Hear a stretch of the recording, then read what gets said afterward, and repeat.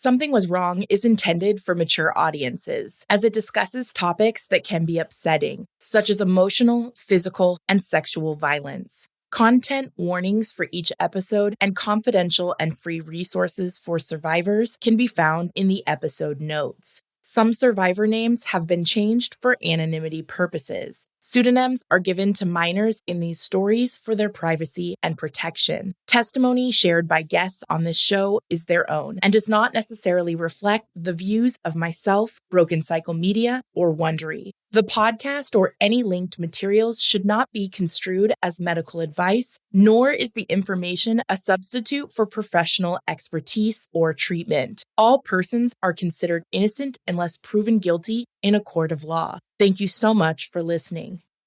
You think you know me, you don't know me well at all, at all. Because you don't know me, you don't know anybody until you talk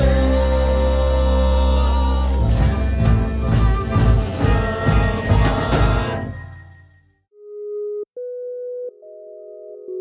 It was January of 2010, and my world changed. My father was diagnosed with myelodysplastic syndrome, which is a blood cancer. My father was this guy who is sweet and gentle and hardworking. He never complained about anything. He never went to the doctor. He had been living in pain for a while, but just didn't want anybody to know. We were now heading into this terrifying future for our family, and we had no idea what to expect or how bad it would be. But now he was sick, he could no longer work, and he was already so frail. I needed a distraction. I logged back into some online dating. As I was his best friend, of course, I would hear the stories. And we all would at work. It was like story time. She would come in and be like, oh my God, you guys, you won't believe what this one did or where we went for a date or what he tried to do. It was actually comical, and we weren't laughing at her. Even she was laughing at some of it. Like, these people really exist out there. So we'd give her feedback. Okay, no more him. Don't call him. Don't text back. You're done with that. Got to meet someone new. So we're all rallying around her. And mind you, these are all learning experiences because she's new to all this. Her love life was not going according to plan. I saw Cody's profile. Several things in his profile were intriguing to me. He said he was looking for someone that was truthful and who loves kids because he believes kids come first. We were the same age. It said that he liked the outdoors, he loved to play sports, you name it, swim, hike, lifting weights. All these things I found attractive. Side note, of course, I never once saw him do any of these things while we dated, but I'm sure y'all saw that one coming. We started an online conversation. He was the kind of guy that liked to talk a big talk, play a big game. He would tell me all these stories about like how his uncle was the leader of some motorcycle gang and he had their guaranteed protection. I didn't really believe him. That just seemed like some story he was trying to come up with to make him look hard and cool. And I was not into that, so I didn't pay any attention. I wasn't really wowed at first, but we continued to talk over a couple weeks. She always wants to help people. Well, people like Cody, who we come to find out, the person he is, he wanted someone to take care of him. She started dating him. I remember thinking, this is going really fast. I remember telling her that. He would tell me all these corny jokes and one-liners that drew me in because it reminded me of my dad. My dad always told the corniest jokes. He told me he worked all the time, 6 days a week, like 6 a.m. to 8 p.m. in the evening. He was managing his uncle's machine shop. Over this time, as we were getting to know each other, he told me more about himself. He had broken up with his longtime girlfriend about 7 months prior. They were engaged, but she had cheated on him. He had been a dark place over that, just like I was. We both felt used and abused, but now we had each other. He said he loved kids and knew I had to be this amazing person for adopting Jace, and he wanted to meet him someday. He had type 1 diabetes, which was well controlled with an insulin pump. He had had a rough childhood, being juggled between his parents who divorced when he was young. His father had passed away, and their relationship was complicated. I remember him telling me how his dad threw him through a glass door once. He had graduated from a local high school in the same area that I lived, and he went to one of our state colleges for 2 years, but then he had to drop out because he couldn't afford it. He went to work for a company that made boat parts or something, but the business closed and he was laid off. That's when he moved to my city to start working for his uncle, but the majority of his family lived in a town about an hour away. He was pretty close to his mother and sisters. He had 2 sisters and a younger brother and lots of nieces and nephews. I loved this. He seemed like family was very important to him. It was a while before we went on our first date, but we continued to talk all the time, mostly by text message. He messaged me one day saying he was working in his uncle's shop and he was involved in an accident. His foot was run over by a forklift and he had to go to the emergency room. He was unable to go back to work until he saw an orthopedist due to his diabetes. They wanted to make sure his foot was healing okay. He followed up with the orthopedist almost immediately and he was so upset. The orthopedist wouldn't sign off on him going back to work because his foot wasn't healing right and he needed to apply for disability. He was so frustrated because he wanted to work and was not happy about having to be on disability. He's going to be on a limited income for a while, but this was short term. He's going through a hard time. I can help him through it because that's who I am. That's what I do. And I bought the story. Here I was again, trying to help someone get through a hard time and be a shoulder to lean on. I was a nurse. That's who I was. I take care of people. We talked so much at this time that I felt like I knew him. Texting from good morning to good night and all day long. All the sweet nothings I could think of, he gave. He built me up. No one had ever made me feel so good. I felt like he knew me and he understood me. Growing up in my world, people are good for the most part. They tell the truth and deserve the benefit of the doubt. Even with my past experiences with dating, he started to give me hope that maybe I was wrong and there were actually some good ones out there. Of course, he said all the things I wanted to hear and he reeled me in. He loved to bomb me with nonstop compliments. He was so interested in Jace and asked about him all the time. No other men ever did that. He cared about my well-being and he encouraged me throughout the day. He would worry about my dad and ask how he was doing. We were a couple of underdogs that had been through some obstacles in life, but we found each other. Now everything was going to be okay. We moved super fast, but it felt right. It felt natural. I don't even remember our first date, but my sister said by the second date, I was spending the night at his house. And by the third date, I brought Jace over to his house to spend the night. I think trauma has helped me block a lot of that all out because, of course, that sounds crazy to me that I did that. But I also believe it because that's how bonded we already were. I don't even think the relationship was sexual initially. It was just about us and how well we got along together. I felt love from him from the very beginning, and we started the love talk early. I was on cloud 9 over this. No man had ever uttered these words to me in my life, and I'd finally found it. Needless to say, my sister was not thrilled with the speed of this relationship and it involving Jace. She's very protective, some might say controlling, but I should really give her more credit. She told me about Cody in February. So just to put it all in context, our dad got diagnosed with cancer in January and she met Cody in February. Their relationship ended in June. Cody comes along. My first memory of him is he's at our house and Leslie's telling me all about him and he is telling all of these stories. He has a rich uncle who he works for. This uncle is so rich that he owns a bunch of race cars and Cody got to go to Paris with his uncle to do some kind of race car thing. And I was like, oh, wow, you've been to Paris. And he's like, yeah. And I said, so what did you do there? Did you go to like the Louvre? And he was like, what's the Louvre? I started mentioning different things in Paris and he has never heard of any of them. It was just like really obvious he was lying. He also said that his best friend was the lead singer of the band Blink-182. I would ask him questions about that and his answers didn't add up. So it was just like, this guy seems a little bit shady. It was what I always wanted. He showered me with compliments, offered to help me with anything I needed. He helped fix the plumbing in my house. He helped me change my oil, detailed my car, went with me to even negotiate the purchase of a new car, helped me run errands, cooked me dinner. He would show up at work with flowers. If he knew I was having a hard day at work, he would surprise me and bring me and my best friend lunch.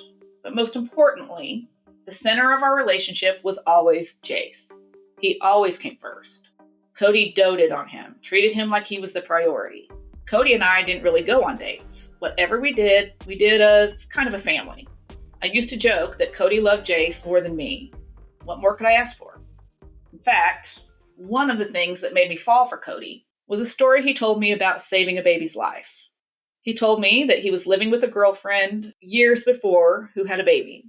He came home from work one day and found the baby unconscious and immediately called 911 and started giving the baby CPR. The mom didn't want to go to the hospital, so he rode in the ambulance with the little girl. She had a skull fracture with a brain bleed and was removed from her mother's care and placed in protective custody. The mother was charged with child abuse. The social worker even allowed him to see the baby occasionally because of what he did for her. I'm thinking, oh my gosh, what an amazing guy. This all fell in line with how I saw him treat Jace. He loves kids. But my sister could see everything that I was blinded to. She knew there was something about Cody that couldn't be trusted.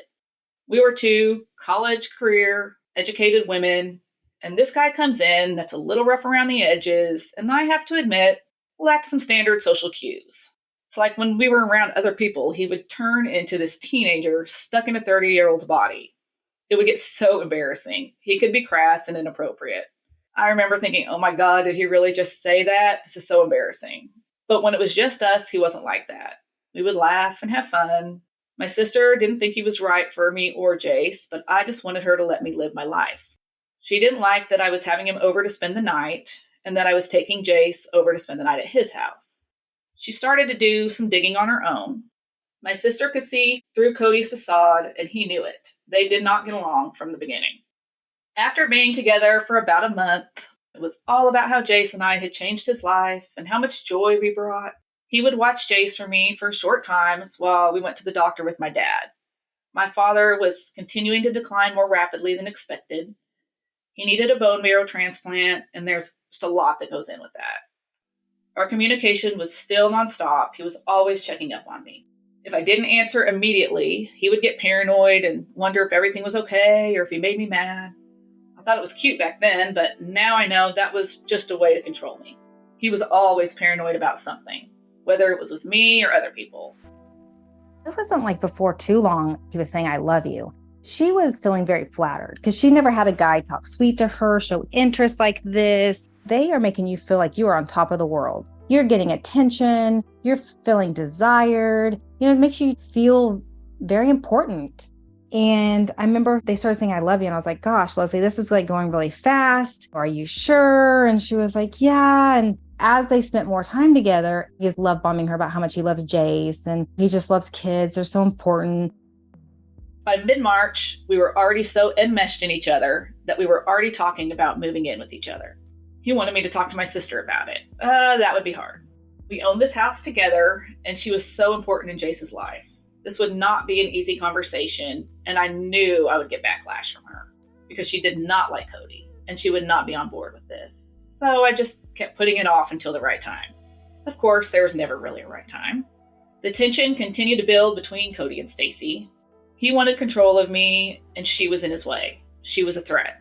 They would occasionally get along, but my sister could not quit listening to her gut. He gradually pulled me farther and farther away from my family, especially my sister.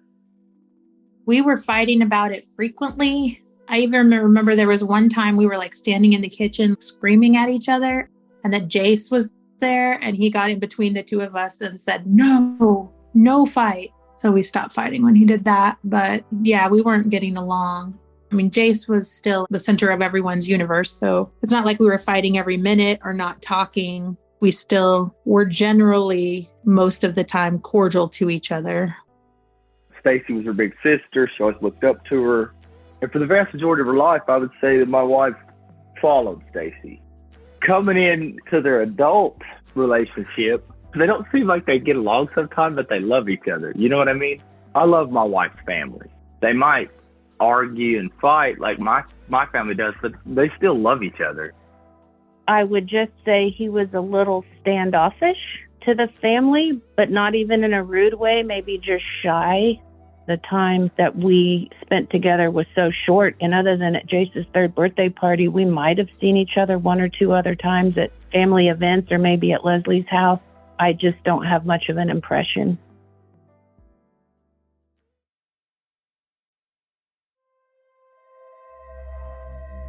We have a thing in Oklahoma where you can look up people on our court network and see like if they've been charged with anything or have traffic tickets or any convictions.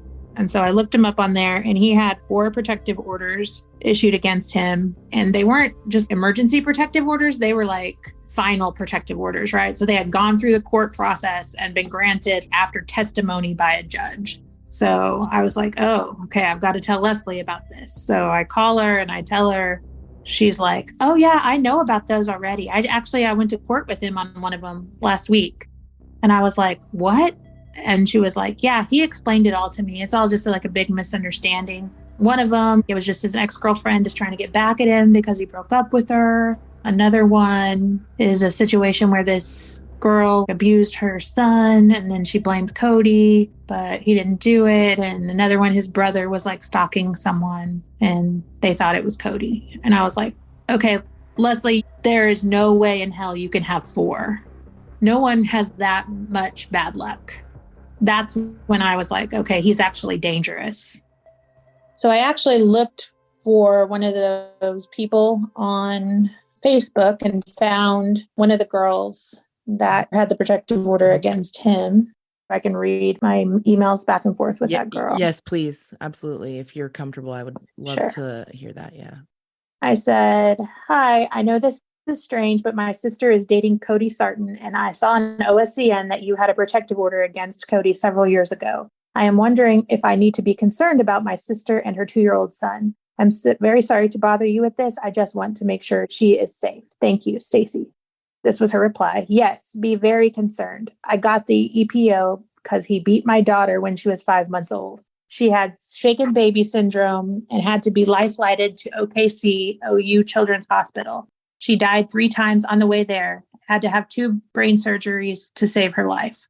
He is a POS child beater. I was recently contacted on MySpace by his latest ex, who was getting one on him. She needs to get away from him ASAP, especially for her baby's sake.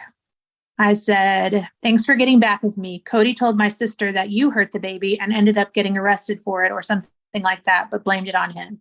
I am really sorry to be dredging up the past for you, but can you think of any way I can convince my sister that he is not telling the truth? As for his other ex, Cody says that it was his brother doing that stuff to her that led to the protective order. He has an explanation for everything. He is just so shady.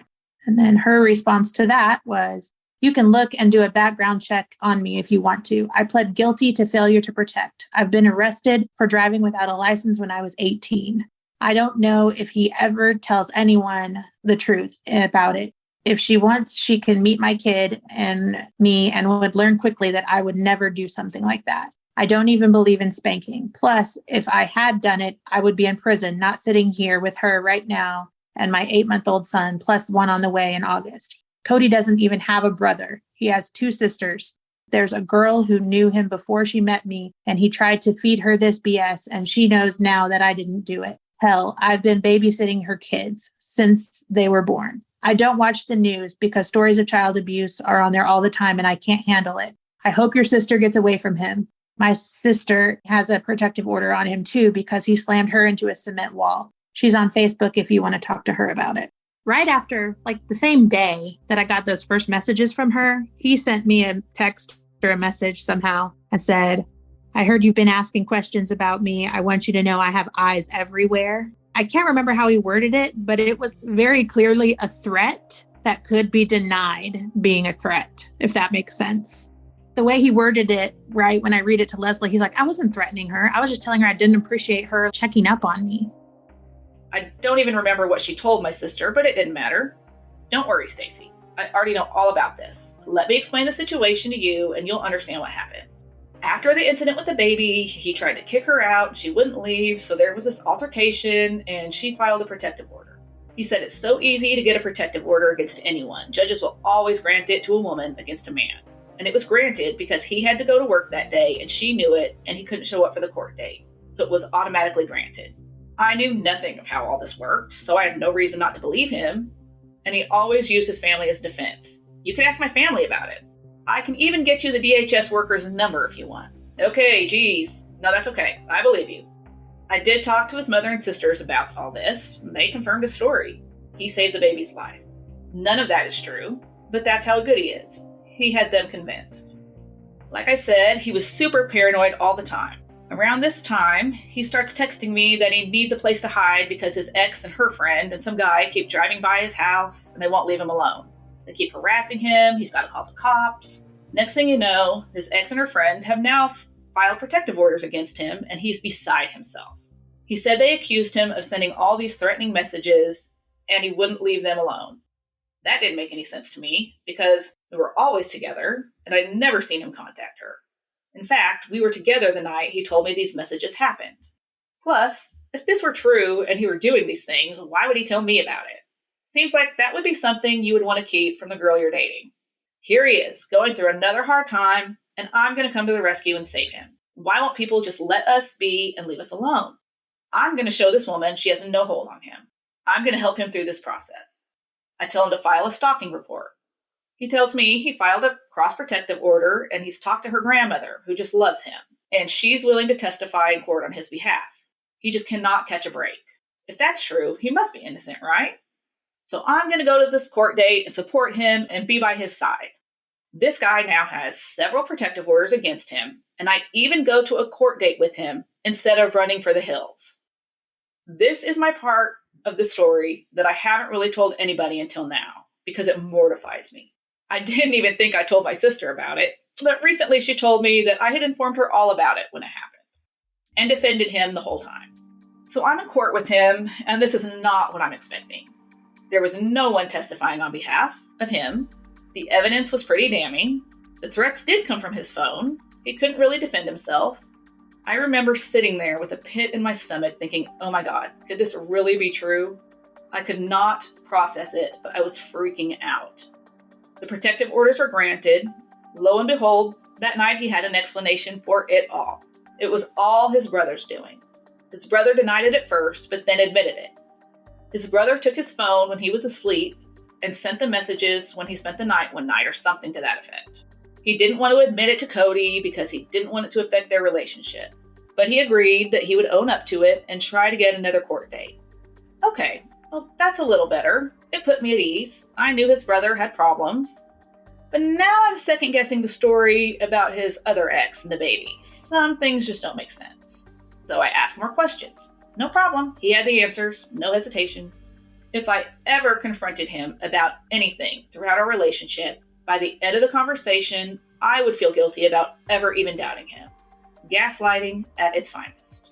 But I couldn't really spend any more energy on this because my father was not doing well and he was in the hospital. I had to focus on my dad. Cody was always very supportive for everything during my father's cancer journey. My mom was struggling. She was now taking care of my grandmother, my dad, and my aunt and her kids, who had now moved in and were having a hard time. She was still watching Jace when I worked. There were a couple days where I was very upset with my mom because she had forgotten to give Jace some feeding tubes and Jace had lost weight.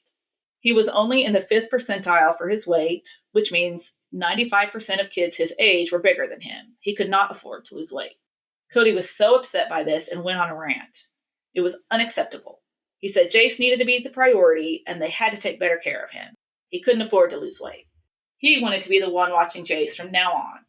I wasn't that hard on my mom. Our family was stressed to the max and I could give her some grace. But maybe he's right. Maybe Jace is too much for her right now and I should let Cody watch him while I'm at work. It was the perfect storm for him to gain more control and get us away from my family. For the short amount of times that he would watch Jace, he always sent me pictures or had funny little cute stories to tell me about him. It was comforting. One particularly hard day with my dad, Cody told me he had to put Jace in timeout for jumping on the bed because he didn't want him to get hurt and wanted to know how long he should stay in timeout.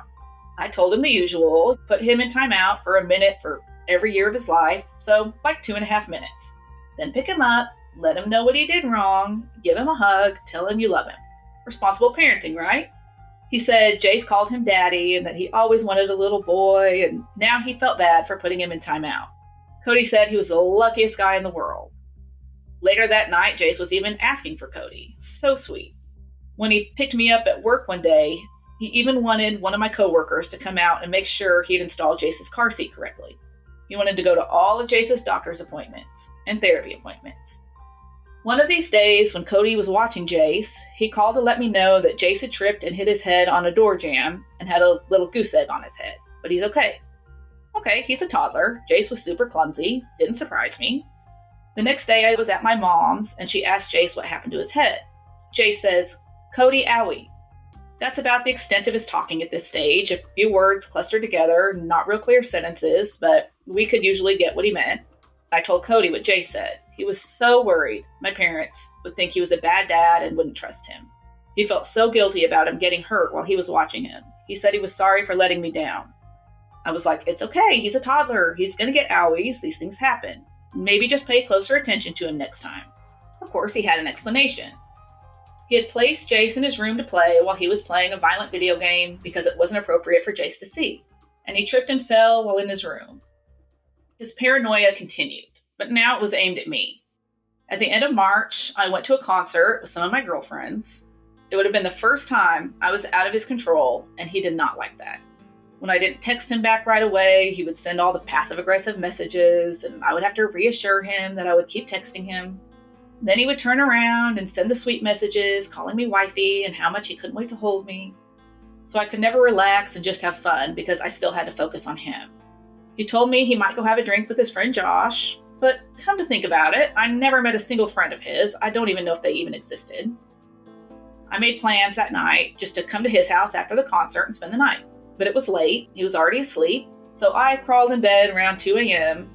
and his phone was just lying there waiting, and it was just too much temptation.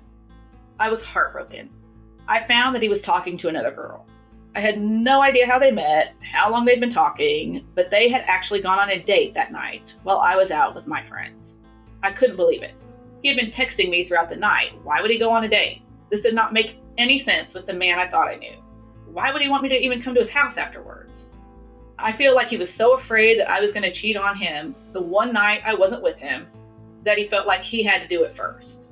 I never said anything about it. I was in denial. I just pretended it never happened. As time goes on, he wasn't able to back up his stories, whether that's how he got hurt at work, he was getting caught maybe cheating or talking to other girls, but he'd always have a story for it. But I could tell some things were starting to bother Leslie as this relationship was going on because she could also tell things were adding up. I remember feeling frustrated with her at one point. There were so many things happening. Then he wouldn't get a job, and then he wanted to move in. And I just saw her working so hard and so much, and this guy wasn't doing anything. And I really started getting a distaste for him. April turned out to be a particularly vulnerable time, with everything going on with my dad and being super busy at work, plus trying to keep the peace between Stacy, Cody, and my parents. My parents were always nice to Cody, whether they liked him or not. But Stacy would talk to them about Cody, and then my mom would have a talk with me. It was this revolving door. Stacy didn't want me to bring Cody to the house. I knew Cody would never allow that because he was just that controlling. I felt stuck between choosing Cody and my family. I just wanted Cody and Stacy to sit down and have a rational conversation with each other instead of going through me. I knew if she would just sit down and talk with him without being sarcastic, and let him explain everything the way he explained it to me, she would understand, and maybe they would see each other differently. But I knew we were too far past that point. That wasn't an option anymore. I would have to choose Cody and Jace, and we would have to stay away from my family. The conversation with my sister about us not living together started at this point. She was just ready to get away from us as well. We were on very little speaking terms. There was tension everywhere. I offered to move out, and she could find a roommate, or she could move out. My sister discussed fixing up my parents' house. It needed a lot of work, and then moving in there. So we started that process, but that was going to take time. I was picking up all kinds of extra shifts to make extra money to fix up my house so we could put it on the market. Stacy had yet to move out, so if anything, we just needed to sell the house and go our separate ways. It wasn't likely I could afford to keep the house on my own. I couldn't afford the mortgage on my own. Cody, yeah, he could be helping with his disability checks, but that wouldn't be enough. But I also want Cody out of his house because it wasn't in the best part of town and there was no way I was moving in there. I was emotionally and physically exhausted. Between my dad's illness, the tension with my family over Cody, and all my overtime, I was hanging on by a thread. I had a breakdown one day about losing my dad, which turned into, I don't know what I would ever do if anything happened to Jace. He still had medical problems, and what if something happened to him? What if he died in a car wreck? Got some horrible infection from his feeding tube? Cody said, why would anything ever happen to Jace? That doesn't make any sense. He said that would never happen because we were too cautious and he would never let anything happen to our baby. But he couldn't imagine life without him either. That day, he surprised me at work with flowers to cheer me up. April is also when the marriage talk started. I remember his mom came down for a doctor appointment one day and Cody wanted to treat us to dinner. Cody was so proud to show us off to his mom. His mom was really supportive and loved Jace. I remember Cody gave me this look at dinner that just melted me. One of those looks where you can just see how much they love you. That night, he told me how much he wanted to marry me and spend the rest of his life with me, and asked me how I felt about that. He said he loved Jace with all his heart, and he didn't know what love was until he met Jace and I. I told him I felt the same way, and it would happen when the time was right. Introducing a man that's come into the picture unreasonably fast, out of nowhere, when your 2.5-year-old has only ever had his mom, is complicated. Now I bring in this stranger that's there all the time, and I mean all the time. And that was confusing for Jace and so unfair to him. I thought I was doing the right thing by bringing someone in that cared so much about Jace and wanted to be a part of our lives. But I can only imagine how confusing that is to a toddler. Sometimes he loved Cody, sometimes he hated him, sometimes he would kiss and hug him, other times he didn't want anything to do with him. But Cody took it in stride, and I just thought it was kind of normal and happens when you bring in someone new. But I was so concerned about it at a point and unsure if I was doing the right thing or not that I brought it up to our pediatrician just to make sure I wasn't making a mistake. She knew us so well because she'd taken care of Jace since he came home from the hospital. She assured me this is normal and I needed to continue to involve Cody in things and help let Jace get used to him and get to know him. I felt relieved. Okay, I was just being paranoid. But by mid-April, now there was a shift. Cody never yelled at me or Jace. He was never violent, but I started to see his anger issues come out in other ways. His road rage was off the charts. He would get so angry over just the littlest infractions. One time, he got out of the car and threatened to hit this guy's car with a tire iron or something over something silly. It was concerning, but I thought it was something he could work through. Around this time is when really bad stuff started happening. Jay started having some bruises on his ears that nobody knew where they came from. Through my Googling, the only explanation I could find for bruises on ears was child abuse. I made my sister take him to the doctor. I'm like, Leslie, this is the only explanation that anyone can find. But the pediatrician said they weren't worried about it. And so I even called my other friends who were also social workers, like, what do I need to do? And they were like, well, I guess if the doctor says it's nothing to worry about, I wouldn't worry about it. He also had some marks on his wrists after he had been with Cody one time.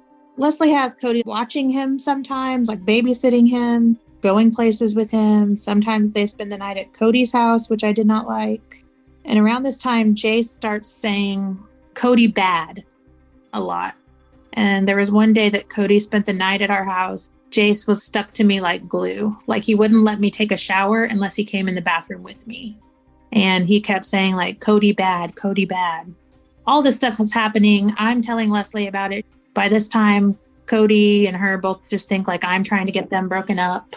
Cody is telling my sister that I am a bitter spinster who is jealous that my sister has found love and that I'm just angry that no one will ever love me.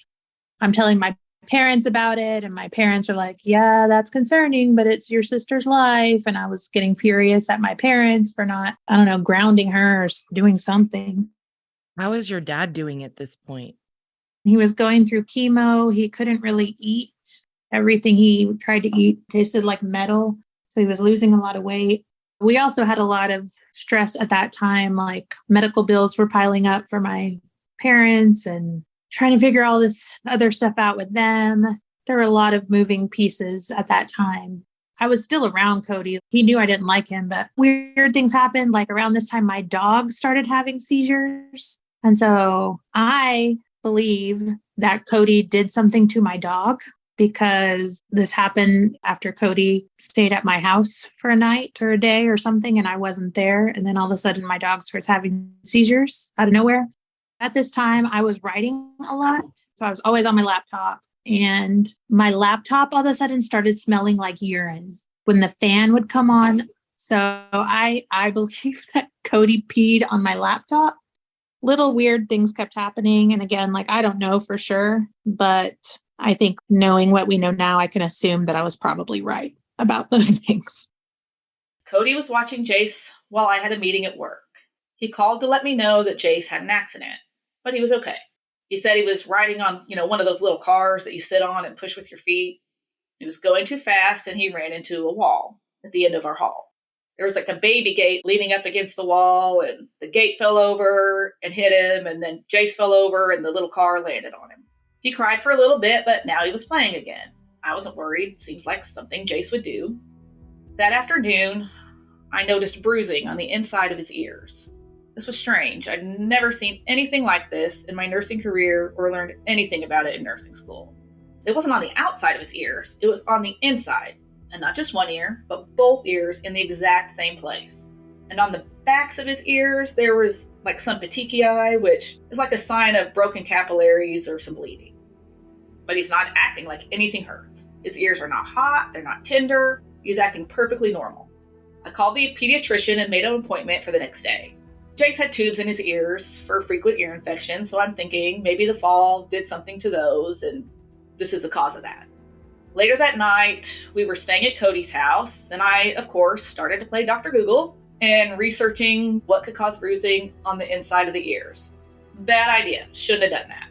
I did not like what I read. We're talking about skull fractures and needing to watch it for cerebral spinal fluid coming out of the ears. Now I am completely freaked out. It's after 10 o'clock at night, and I'm convinced Jace will die in his sleep. I don't know what to do. But I had this nurse practitioner that I worked with in the NICU that I was very close to, and I trusted her implicitly. I sent her pictures and asked her what I should do. She was also concerned about a skull fracture and said I should take him to the ER immediately and not wait until the morning. Oh my God. Okay, crap. Let's go. Cody was so worried and insisted we hurry to the ER ASAP. He went with us and stayed by our side the whole time. We waited forever. We never even got into a room. And by 2 a.m., we were placed on a gurney in the hall of the ER. This was also the same hospital I worked in. Finally, a doctor came in to see us. I explained why I was so concerned about what had happened that day. He looked at me like I had two heads. He did not understand why I brought him in. I'm like, I'm a nurse. I've never seen anything like this. I just want to make sure he's okay. I told him all about what the nurse practitioner had said. Then he had Jace walk down the hall and walk back, make sure his gait was steady. And by his limited neuro exam, Jace appeared to be acting normal. He then asked me who had been watching Jace that day. I told him Cody watched him for a couple hours, but other than that, Jace was with both of us. He said he appeared to be fine, but we could request a CT scan if we wanted to check for a skull fracture. I'm thinking, what the hell? Aren't you supposed to be the doctor and tell me what's needed? I said, well, does he need one? He replied, well, that's your choice. You can do one if you want. Okay, thanks for your help. He said we already had a pediatrician appointment for the next day, so we could just follow up with them. Okay, doc, thanks for nothing. Later, I would find out he documented in his notes in the official legal chart that it appeared to be child abuse. Like someone slapped Jace on both sides of his head. But there was no social worker on site during the night, so he would let the pediatrician follow up. He knew better. He knew there's always a social worker on call. And he had a moral, ethical, and legal duty to report this, and he failed. Call the social worker. Let this be where it ends. But he didn't. The next day, we follow up with the pediatrician. Cody was with us. He was always with us. What I thought was caring at the time, I now know was control. He had to be in the room in case questions were raised or I said something incriminating. The only reasonable explanation they could come up with was some kind of bleeding disorder. We did testing for that. It was ruled out. We would just have to watch it. A few weeks later, we had an unrelated follow-up with his ENT doctor to see how the tubes in his ears were doing. I brought up the bruising, thinking he might have some insight. Thought maybe he was sleeping on his ears wrong. No one brought up child abuse. I was the nurse who saved this baby's life. We were a success story. A story people told their friends about. Our life is a testimony to what love can accomplish and heal. No one could fathom that a smart, educated woman could fall prey to a sociopath. Except my sister. Of course she would blame Cody. She came to me and said she asked Jace what had happened to his ears, and he said Cody did it. Here we go. I've got to explain what happened so she'll understand. Yes, he was with Cody, but this is what happened. I would ask what happened, and Jace would say, Grandma did it, Stacy did it, Papa did it. What do you do with that? What do you believe? He's an underdeveloped 2.5-year-old. There is no way the man I loved and saw daily how much he loved and cared for Jace could ever hurt him when I wasn't around. I couldn't even entertain that thought. Cody had been working on his car one day. He was always working on his car. He had an old Chevy Monte Carlo SS that he was fixing up, and it was obnoxiously loud, like embarrassing loud. Any money he had, he would spend on his toys. Jace had these red marks around both wrists, and Cody told me he got his hand stuck in some brake ties. I know nothing about cars. I have no idea what brake ties are. Sounded to me like Cody was getting lazy and not watching Jace and being irresponsible. I mean, he's not used to being a stay-at-home dad with this much responsibility. This was a lot different than just watching your nieces and nephews occasionally. He needed some redirection. He was receptive to that. But inside, I was kind of getting pissed off. I mean, come on. You keep giving my family ammunition to say you aren't a good guy. They're going to see this and ask me about it. You are not helping our situation here. Please get your crap together. Part of me thinks we definitely had enough information to have done more. So it makes me sad that I didn't push harder. I had this information that he was already a child abuser. Why didn't I go get a protective order on Jace's behalf or something like that? But that's the deal with a sociopath, is they can convince you of anything. I always said that like he was such a good liar that you'd be talking to him and he'd convince you that the sky was green. And then it wasn't until you like went outside and saw the sky that you'd be like, oh no, it's blue. It's always been blue. I knew it was blue. He was such a convincing liar at times that I felt guilty a lot of the time. I was so worried that I was harming him in some way by accusing him of these things. I was gaslighting myself in some ways.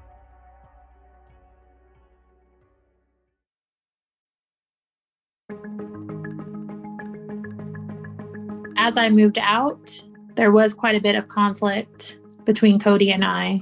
My sister and I had bought a TV together. So this is when like flat screen TVs were first becoming affordable-ish, right? They were still expensive, but we'd bought a flat screen TV together and it was nice and we were proud of it. So when it was time for me to move out, we got into a big argument over who was going to get the TV. And Cody was basically like, we're keeping the TV. So I moved out and I bought myself an even bigger TV, but the TV comes back later. So just wait.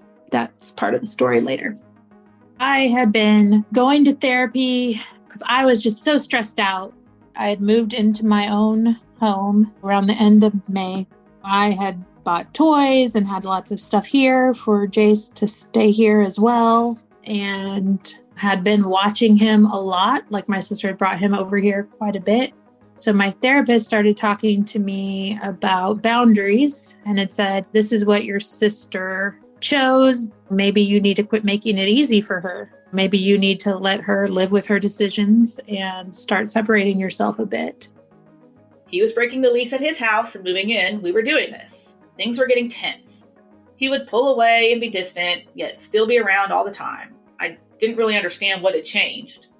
My suspicions got the best of me, and I found a way to check his phone while he was working on his car. Sure enough, I found out that he'd been talking to 2 other girls. These girls were friends with each other. Sometimes the texting was inappropriate, sometimes it was friendly. It was clear one of the girls was interested in him and the other one was not at all. But he was stringing this other girl along. He went out with them to lunch one day. Even if they were just friends, I knew nothing about this. He would have freaked out if I ever had guy friends, much less talk to them in this manner or go out with them.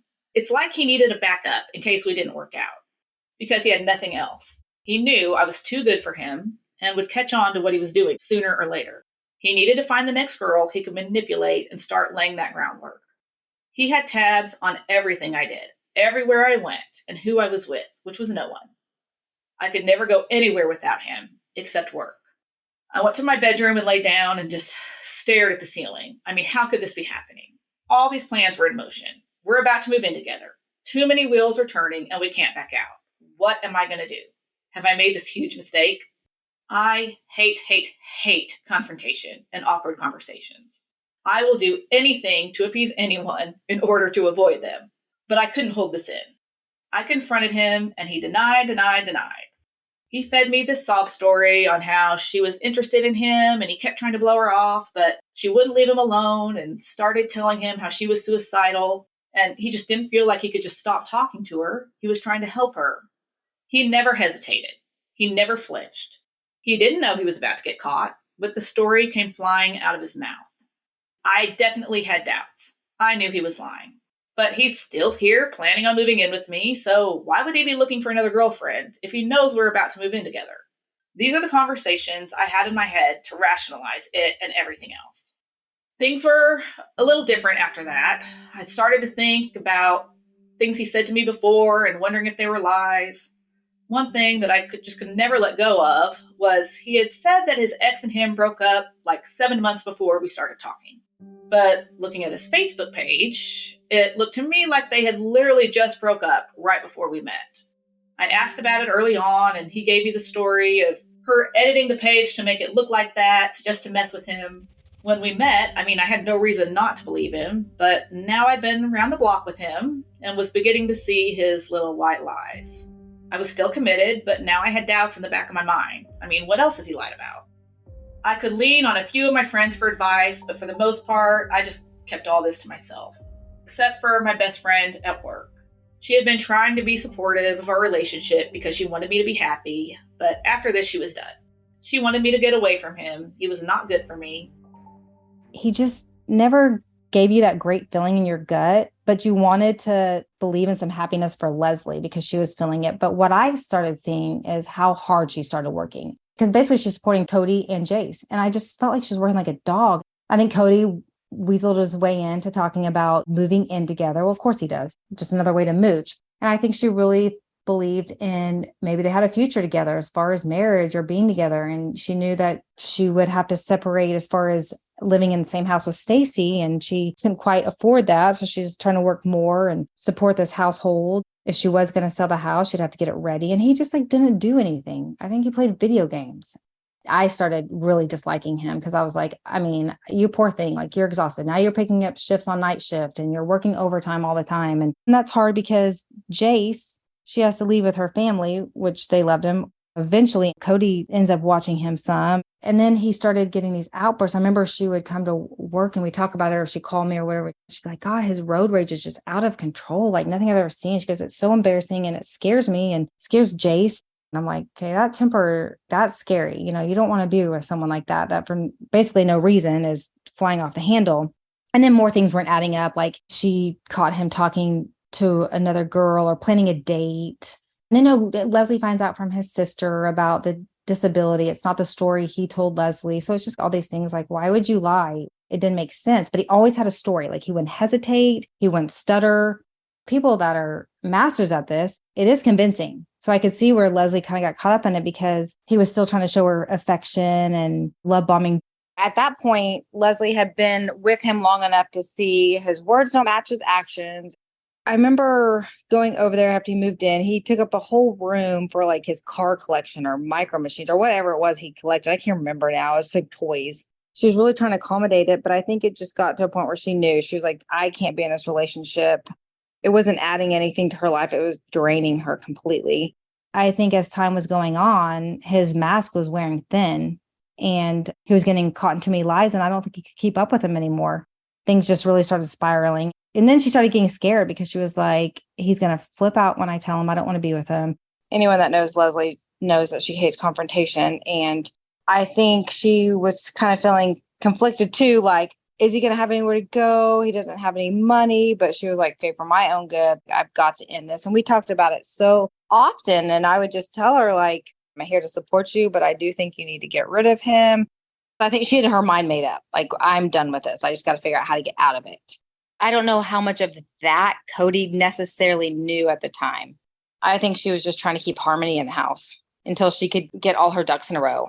They have to have someone to boost their ego, but take care of them financially, emotionally. There was nothing that he ever did on his own. I mean, he was just completely selfish.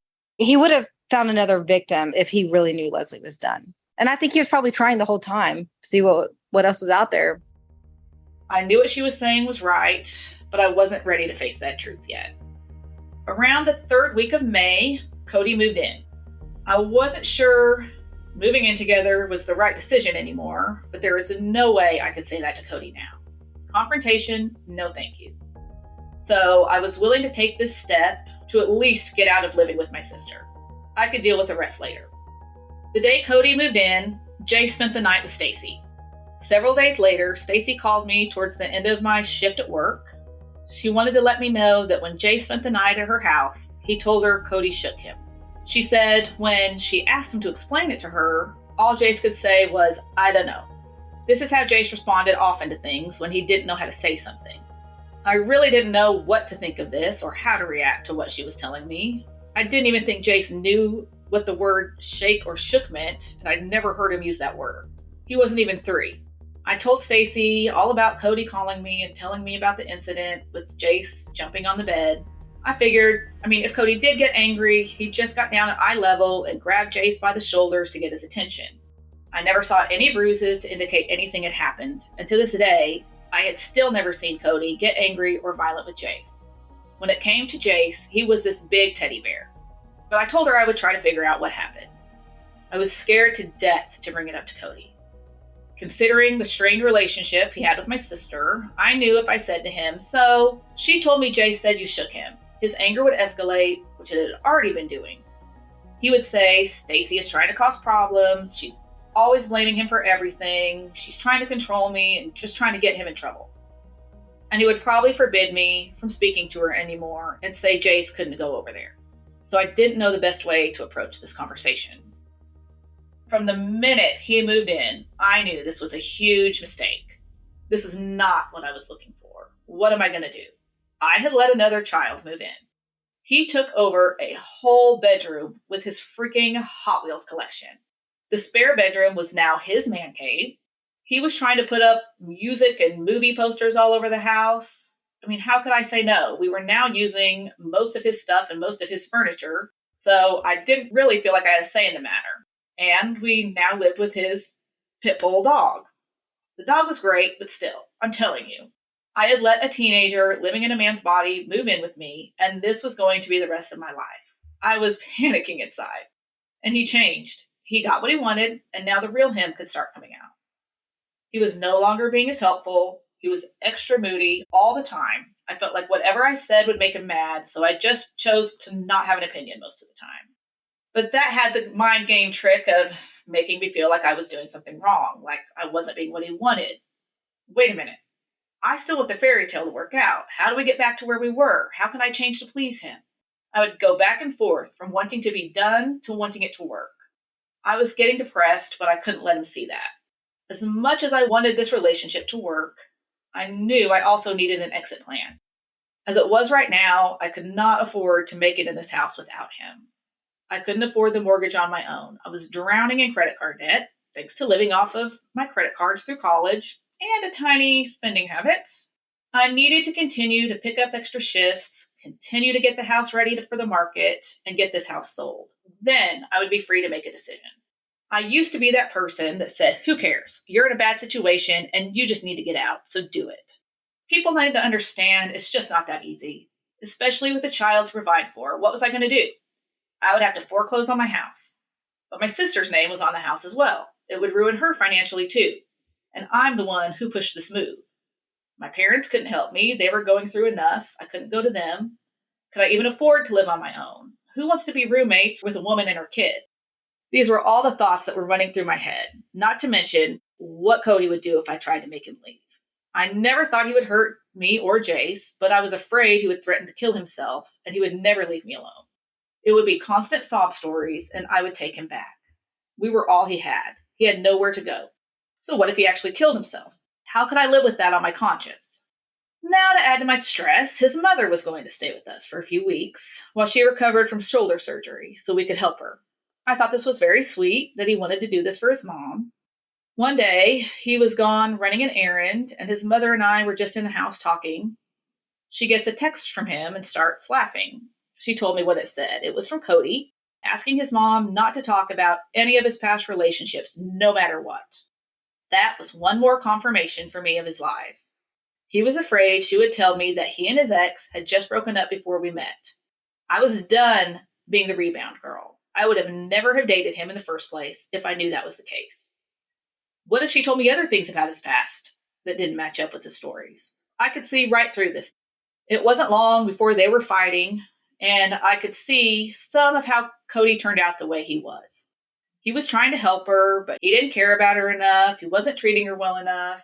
This was Cody. He learned how to always be the victim from his mom, but like it wasn't his fault the way he is. This kind of made me feel sorry for him in a way. Jace's third birthday was coming up soon, so Cody and I went to Walmart while Jace stayed with his mom so we could look for a present. On the way to Walmart, he said Jace had been in his room watching cartoons and he kept getting in trouble because he was jumping on the bed.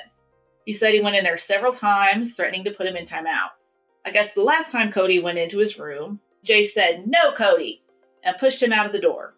And that was one of Jace's normal tactics. When he knew he was doing something he shouldn't, he would push you out the door so you wouldn't see him. Cody thought it was funny and said he didn't have the heart to put him in timeout. A couple days later, Jace and Cody picked me up from work one night, and we stopped at the grocery store on the way home. Jace and I stayed in the car while Cody was inside. As soon as Cody started walking away from the car, Jace said to me, "Cody mad at me?" I replied, "No, honey, why would Cody be mad at you?" Jace said, "'Cause I jump on the bed? Cody shake me?" I asked several times what he meant and to explain what happened, and all he would reply was, "I don't know." I told him, "No, honey, Cody isn't mad at you. He just didn't want you to fall and get hurt while you were jumping on the bed."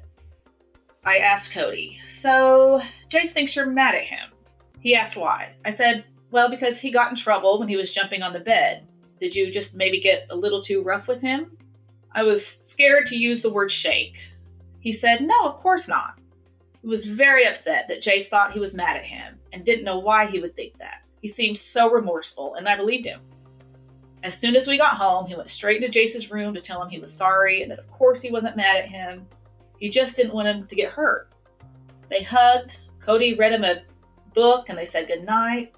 I considered the issue resolved. Jace turned 3 on June 5th, 2010. About a week later, on June 12th, 2010, that day was the worst day of my life. Next time on Something Was Wrong. He was a good liar. There is only one cause, and his name is Cody. There is no other plausible scenario. I just remember my heart breaking for her, explaining to the jury, this is not an accident. This is who he is. He abuses children. He is just a arrogant, manipulative, selfish human being. They're masters, these people like Cody. They prey on what's already going on.